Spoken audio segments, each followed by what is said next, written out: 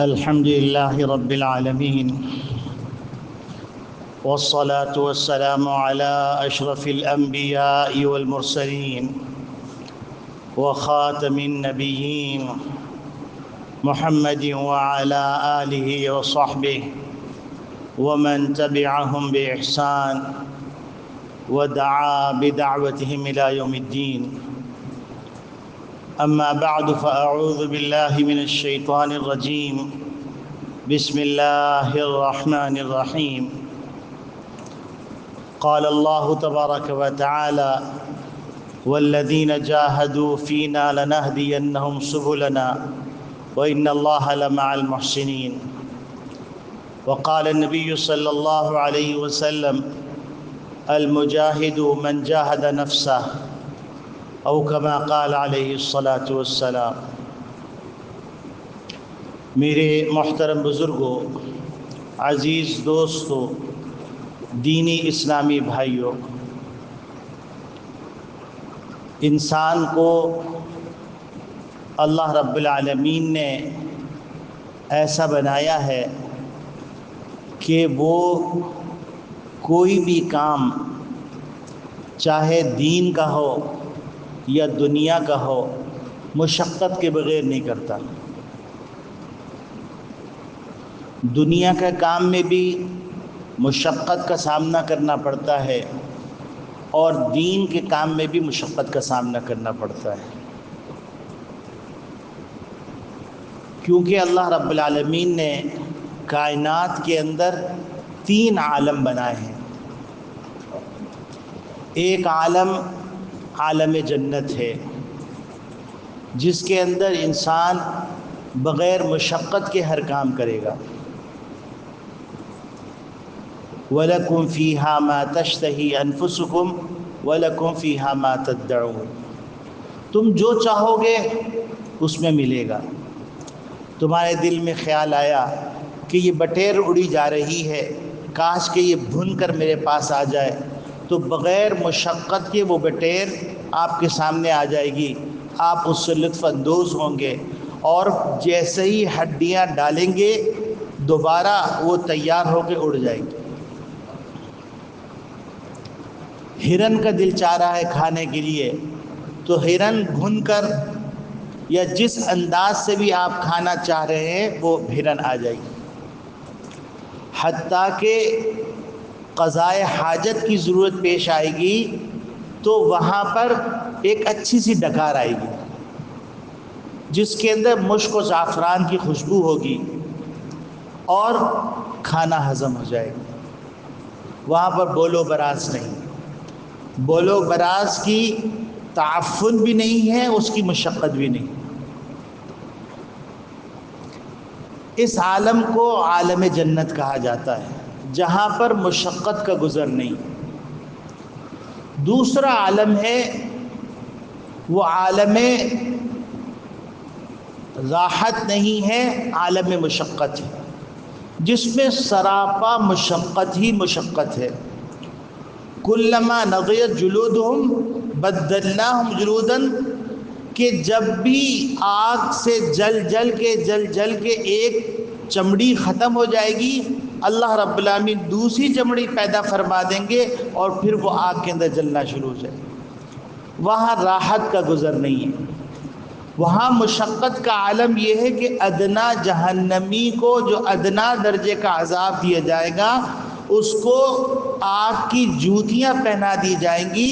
اس کے نتیجے کے اندر اس کا دماغ ایسے کھول رہا ہوگا، ایسے پک رہا ہوگا جیسے ہانڈی کے اندر کوئی چیز ابلتی، اور اس کی داڑھیں انگارے کی بن جائیں گی اور اس کے جسم سے انگارے کے شرارے نکل رہے ہوں گے، اور وہ یہ سمجھ رہا ہوگا کہ سب سے زیادہ مشقت والا عذاب مجھے دیا جا رہا ہے، حالانکہ وہ سب سے ادنا عذاب ہوگا.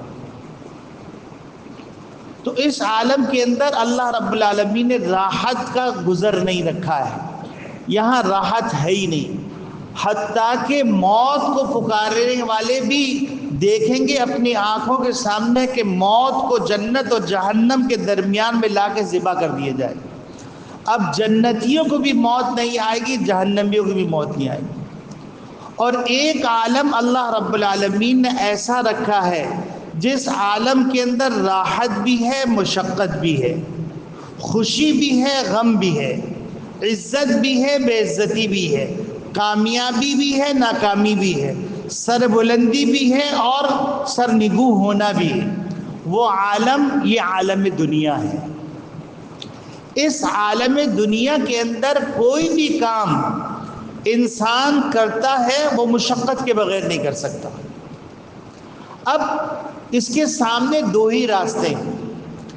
ایک راستہ یہ ہے کہ وہ مشقت کے ساتھ کام کرے اور اپنے آپ کو اذیت کے اندر محسوس کرو تو یہ مشقت بالائے مشقت ہو جائے گی، اور دوسرا طریقہ یہ ہے کہ وہ مشقت اللہ کی محبت میں اٹھائے، تو وہ مشقت اللہ رب العالمین اس مشقت کے اندر اس کو اجر بھی دیں گے، اور اللہ بذکر اللہ تطمئن القلوب کے ضابط کے مطابق اس کو راحت قلبی بھی عطا فرمائے، اس کو سکون اور سرور بھی عطا فرمائے۔ اور جب انسان کو کسی چیز کا سرور آنے لگتا ہے، کسی چیز کو برداشت کرنے کے اندر اس کے اندر ملکہ پیدا ہو جاتا ہے تو اس ملکے کے نتیجے کے اندر وہ کام آسان ہو جاتا ہے۔ میں آپ کے سامنے دو مثالیں رکھتا ہوں۔ ایک مثال، کسی بھی ماں سے پوچھئے کہ اولاد کی پیدائش کے وقت تمہاری کیا حالت ہوتی ہے، تو وہ یہ کہے گی کہ میں مرنے کے بعد دوبارہ زندہ ہوتی ہوں، یعنی اتنی سخت مشقت سے گزرتی ہے۔ لیکن اگر کسی ماں کے ہاں اولاد نہیں ہو رہی ہے تو وہ دعائیں کرواتی ہے، اللہ سے مانگتی ہے، صدقہ کرتی ہے، خیرات کرتی ہے، اور لوگوں کو کہتی ہے کہ میرے لیے دعا کرو اللہ تعالیٰ مجھے اولاد کی نعمت عطا کرتے۔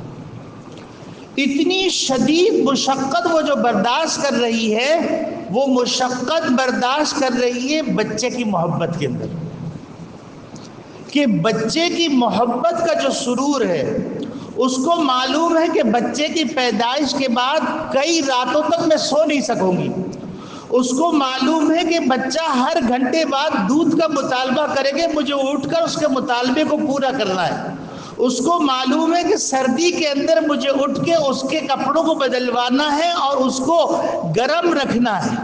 یہ تمام مشقتیں برداشت کرتی، بھوک شدید لگ رہی ہے لیکن بچے کے دودھ کا وقت ہو گیا تو وہ اپنے بھوک کو قربان کرتی ہے، یہ مشقت برداشت کرتی ہے چونکہ بچے کی محبت اس کی مشقت کو آسان کر رہی۔ دوسری مثال، انسان آرام کا خوگر ہے،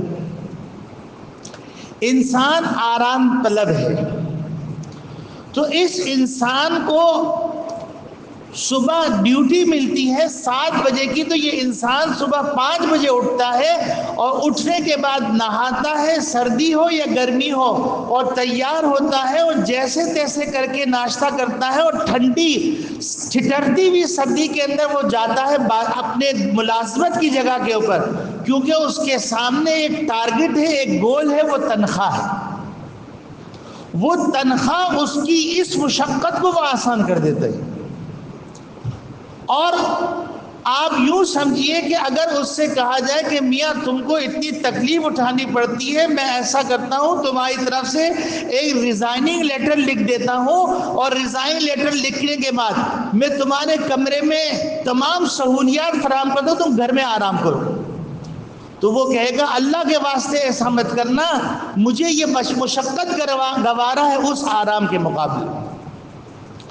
تو اب آپ دیکھیے یہ آدمی مشقت اٹھا رہا ہے، جیسے مثال کے طور پر کسی کی ملازمت جو ہے ہب کے اندر ہے، کسی کی ملازمت لانڈی کے اندر ہے، کسی کی ملازمت ملیر کے اندر ہے، کسی کی ملازمت کہاں ہے، بسوں میں لٹک لٹک کے جا رہا ہے اور یہ ساری مشقتیں برداشت کر رہا ہے، اور بس کے اندر لوگوں کے پسینے، لوگوں کے انداز، لوگوں کی گفتگو، لوگوں کا لباس، وہ طبیعت کے لیے الگ سہانے روح ہے، یہ تمام مشقتیں برداشت کر رہا ہے کیونکہ اس کو مہینے کے آخر میں سیلری نظر آ رہی ہے۔ تو انسان کے سامنے اگر کوئی مشقت ہو اور مشقت دنیا کے اندر ہوگی، کیونکہ اللہ رب العالمین نے عالم راحت کو بغیر مشقت کے بنایا ہے اور عالم جہنم کو مشقت کے ساتھ بنایا ہے، اور عالم دنیا کو مشقت اور راحت کا مرکب بنایا ہے۔ تو ہر کام کے اندر کسی نہ کسی شکل میں مشقت ہوگی، چاہے چھوڑی یا بڑی۔ اب اس مشقت کو انسان خوشی خوشی برداشت کرے تو وہ مزے کا باعث بن جائے گی، اور اگر یہ مشقت وہ اذیت کے طور پہ برداشت کرے گی تو ایسی صورت میں وہ مشقت اس کے لیے مشقت بالائے مشقت بن جائے گی۔ اب یہ ساری باتیں میں نے کیوں کہی ہیں؟ یہ ساری باتیں میں نے اس لیے کی ہیں کہ آپ دیکھیے کہ اللہ رب العالمین اپنے بندوں کو جنت دینا چاہتے ہیں اور جنت اپنے بندوں کے لیے بنائی ہے۔ تو اللہ رب العالمین نے رمضان مبارک کا مہینہ رکھا، اس انسان کو حرام سے بچنے کی تربیت کرنے کے لیے حلال چھڑوا دیا۔ کھانا چھوڑ دو، پینا چھوڑ دو، ازدواجی تعلق چھوڑ دو ایک خاص پیریڈ کے لیے۔ اور اس کے ساتھ ساتھ نبی کریم صلی اللہ علیہ وسلم رمضان مبارک کے فضائل اتنے بیان کیے کہ اب روزہ رکھنے میں مزہ آ رہا ہے، تراویح پڑھنے میں مزہ آ رہا ہے، اپنی بیوی سے ملاقات نہ کرنے میں مزہ آ رہا ہے۔ یہ سب کیوں مزہ آ رہا ہے؟ کہ کیونکہ نبی کریم صلی اللہ علیہ وسلم نے رمضان مبارک کے جو فضائل بیان کیے ہیں اور اللہ رب العالمین نے جو انعامات بیان کیے ہیں، وہ انعامات اور وہ جنت کا تصور، وہ جنت کے اعلیٰ علیین کے اندر مقامات، وہ مقامات صائمین، وہ مقامات جن کے حصول کے لیے ساری دنیا کوشاں ہے، وہ اس کے ملنے کی امید ہے۔ اسی طریقے سے اللہ رب العالمین نے پھر حج کا موقع رکھا۔ حج کے موقع کے اندر انسان 5 دن مشقت اٹھا رہا ہے، اور مشقت اٹھا رہا ہے اس لیے اٹھا رہا ہے کہ نبی کریم صلی اللہ علیہ وسلم فرماتے ہیں کہ رجع کیوم ولدتہ امہ، وہ ایسے لوٹے گا جیسے آج ہی اس کی ماں نے اس کو جنا ہے۔ یہ کوئی معمولی اعزاز نہیں ہے، یہ معمولی اعزاز نہیں ہے کہ عرفات کے دن اگر کوئی آدمی یہ سمجھے کہ عرفات میں آ کر میری بخشش نہیں ہوئی تو خطرہ ہے اس کی ایمان جانے کا، کہ اللہ کی رحمت ایسے بے قرار رحمت ہے کہ کوئی آدمی بھی محروم نہیں رہے گا۔ حتیٰ کہ بہقی کی روایت میں آتا ہے کہ ایک آدمی نے 100 دفعہ سورہ فاتحہ، 100 دفعہ لبیک، 100 دفعہ چوتھا کلمہ، 100 دفعہ اس نے درود شریف پڑھ لیا، تو اگر وہ سارے عرفات والوں کی طرف اشارہ کرے تو سب کی سفارش قبول کر لی، سب کو جہنم سے نجات دے دی جائے گی، جنت عطا کر دی جائے گی۔ اور بزرگوں نے کہا ہے کہ عرفہ کے دن جہاں روزہ ہے وہاں پر یہ 3 کام کرو، تم کو اندازہ نہیں ہے کہ اللہ کی رحمت کے جھونکوں سے تم محروم نہیں رہو گے، کہ تم 100 دفعہ استغفار پڑھ لو، تم 100 دفعہ چوتھا کلمہ پڑھ لو، تم 100 دفعہ درود شریف پڑھ لو، تم کو وہ عنایت کر دیا جائے گا جس کا تم تصور نہیں کر سکتے۔ تو آج عرفہ کا دن ہے، کتنے ہمارے مسلمان بھائی اس وقت روزے کی حالت میں، اور اب روزے تک، افطار تک پہنچنے کے لیے جو وقت مل رہا ہے 5 منٹ لگتے ہیں 100 دفعہ پڑھنے میں، یہ پڑھ لو، وہ عنایات جو بیت اللہ کے اندر پہنچنے والوں کو مل رہی ہیں وہ عنایات ہم کو بھی مل جائے گی۔ تو میرے عزیزو، اللہ رب العالمین نے ہم کو یہ موقع عطا کیا۔ پھر اللہ رب العالمین نے عبادتوں کی 3 قسمیں بنائی ہیں، ایک عبادت بدنی ہے، ایک عبادت مالی ہے۔ عبادت بدنی ہے، نماز ہے، روزہ ہے، اور عبادت مالی کیا ہے؟ زکوٰۃ ہے، صدقات ہیں، صدقے نافلہ واجبہ ہیں، یہ مالی ہے۔ اور ایک عبادت ہے ان دونوں سے مرکب، بدنی بھی ہے مالی بھی ہے، وہ حج ہے اور وہ قربانی ہے۔ اور قربانی کے بارے میں نبی کریم صلی اللہ علیہ وسلم ارشاد فرماتے ہیں من وجد سعۃ، فلم یضحی فلا یقربن مصلانا، جس کے پاس گنجائش ہے اور اس گنجائش کے باوجود وہ قربانی نہیں کرتا تو ہمارے عیدگاہ مت آئے۔ اب یہاں پر میں چند باتیں جن کی طرف اشارہ کرنا چاہ رہا ہوں مختصراً، ایک تو یہ کہ آج کل فیشن کی بنیاد کے اوپر قربانیاں ہو رہی ہیں، تو خدا کے واسطے ابھی بھی وقت ہے، اپنی نیتیں صحیح کر لیں۔ میں اس سے کوئی سروکار مجھے نہیں ہے کہ آپ 1 لاکھ کا جانور لے کے آئیں یا 1 کروڑ کا جانور لے کے آئیں، لیکن اللہ کے لیے یہ قربانی اللہ کے لیے کر دیجیے، تاکہ آپ کے یہ دولت آپ کے آخرت میں کام آئے۔ اور دوسری بات یہ ہے، فیشن کے چلن کے اندر آج کل لوگ ایک قربانی کر رہے ہیں یارک کی۔ یاد رکھیے گا، یارک یہ وحشی جانور ہے، اس کی قربانی نہیں ہوتی۔ آج کل لوگ باقاعدہ بازاروں میں بھی یارک آگے فروخت ہو رہا ہے اور لوگ بھی یارک لے کے آ رہے ہیں اور اس کی قربانی کر رہے ہیں، اور سوشل میڈیا بھرا ہوا ہے کہ اس سال ہم یارک کی قربانی کر رہے ہیں، ہم فلاں جگہ سے یارک لے کے آئے اتنے لاکھ کا، ہم اس کی قربانی کریں۔ یاد رکھیے، قربانی ان جانوروں کی ہوگی جو اہلی ہیں، وہ جانور جو وحشی ہیں ان کی قربانی نہیں ہوگی۔ ایک صاحب کہنے لگے تو کیا جو ہے یہ حلال نہیں ہے؟ میں نے کہا حلال ہونا الگ بات ہے، اس طرح تو مرغی بھی حلال ہے، آپ اس کی قربانی کر لیجئے، مچھلی بھی حلال ہے، اس کی قربانی کر لیجئے۔ اسی طریقے سے مختلف جانور حلال ہیں لیکن اس کی قربانی نہیں ہے، کیونکہ نبی کریم صلی اللہ علیہ وسلم نے اس کی قربانی کا فرمایا نہیں ہے۔ نبی کریم صلی اللہ علیہ وسلم فرمایا شاۃ عن واحد وبقرۃ عن سبعۃ، کہ گائے کے اندر 7 حصے ہیں اور بکری کے اندر 1 حصہ ہے۔ ایک مسئلہ۔ دوسرا مسئلہ یہ بتانا چاہتا ہوں کہ آج کل لوگ ہرن کی قربانی کر رہے ہیں اور کہہ رہے ہیں کہ اس دفعہ ہم 12 ہرن قربان کریں گے۔ یاد رکھیے، ہرن بھی وحشی جانور ہے، اہلی جانور نہیں ہے، لہٰذا ہرن کی قربانی جو لوگ کر رہے ہیں وہ پیسے کو خرچ کر رہے ہیں، میں یہ تو نہیں کہوں گا ضائع کر رہے ہیں، پیسے کو خرچ کر رہے ہیں لیکن قربانی کا مقصد حاصل نہیں ہوگا۔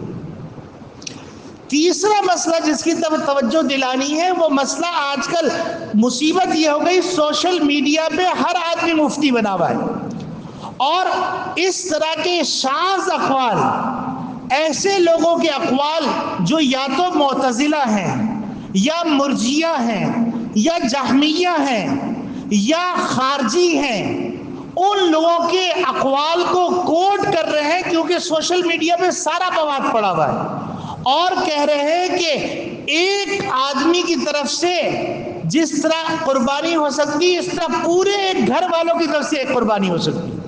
یہ غلط مسئلہ ہے، یاد رکھیے۔ اور وہ دلیل کے طور پر پیش کرتے ہیں کہ نبی کریم صلی اللہ علیہ وسلم نے 2 مینڈے ذبح کیے، ایک مینڈا انہوں نے ذبح کیا اپنی طرف سے اور ایک مینڈا ذبح کیا اپنی امت کی طرف سے۔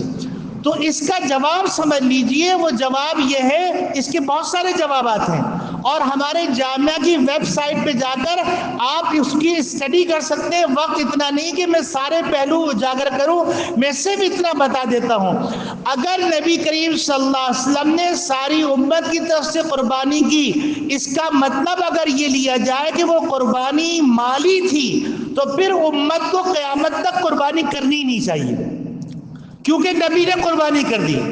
اصل مسئلہ یہ ہے کہ نبی کریم صلی اللہ علیہ وسلم نے جو قربانی کی ہے وہ قربانی کا ثواب اپنی امت کو پہنچایا ہے۔